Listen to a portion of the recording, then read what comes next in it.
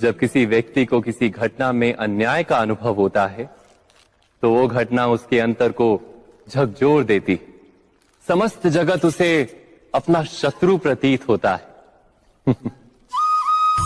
अन्याय लगने वाली घटना जितनी बड़ी होती है, मनुष्य का हृदय भी उतना ही अधिक विरोध करता है। उस घटना के उत्तर में वो न्याय मांगता है, और ये योग्य भी है। वास्तव में समाज में किसी भी प्रकार का अन्याय व्यक्ति की आस्था और विश्वास का नाश है।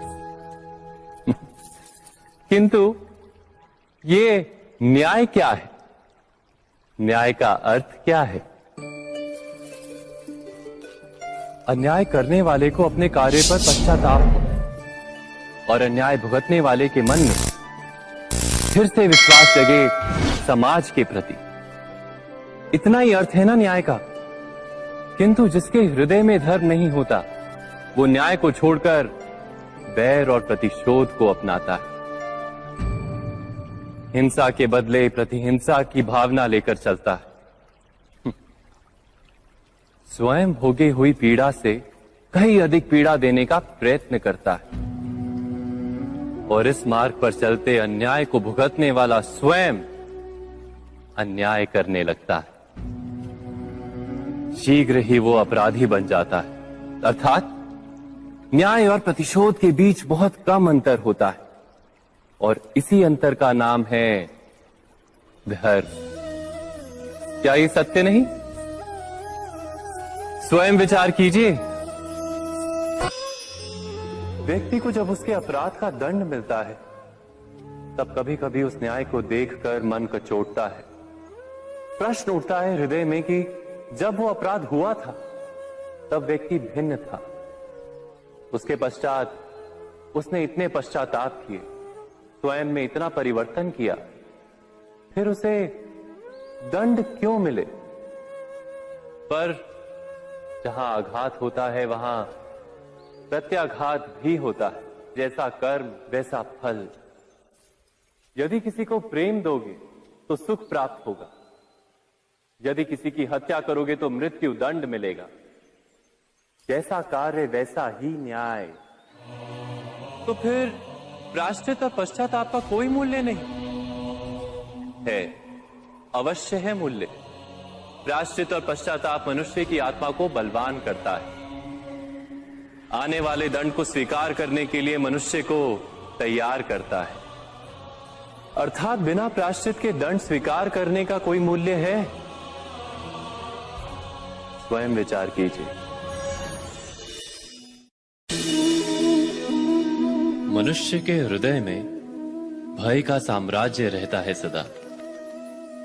कभी संपत्ति के नाश का भय, कभी अपमान का भय, कभी अपनों से छूट जाने का भय।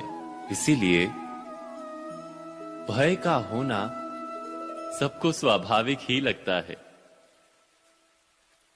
क्या कभी विचार किया है, जो स्थिति अथवा वस्तु भय को जन्म देती है, क्या वहीं से वास्तव में दुख आता है? नहीं, ऐसा तो कोई नियम नहीं। और सबका अनुभव तो ये बताता है कि भय धारण करने से भविष्य के दुख का निवारण नहीं होता। भय केवल आने वाले दुख की कल्पना मात्र ही है। वास्तविकता से इसका कोई संबंध नहीं है। तो क्या ये जानते हुए भी कि भय कुछ और नहीं, केवल कल्पना मात्र ही है, इससे मुक्त होकर निर्भय बन पाना क्या बहुत कठिन है? अवश्य विचार कीजिएगा।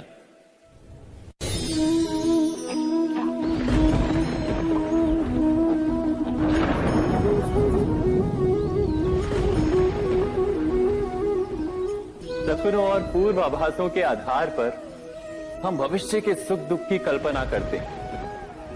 भविष्य के दुख का कारण दूर करने के लिए हम आज योजना बनाते हैं।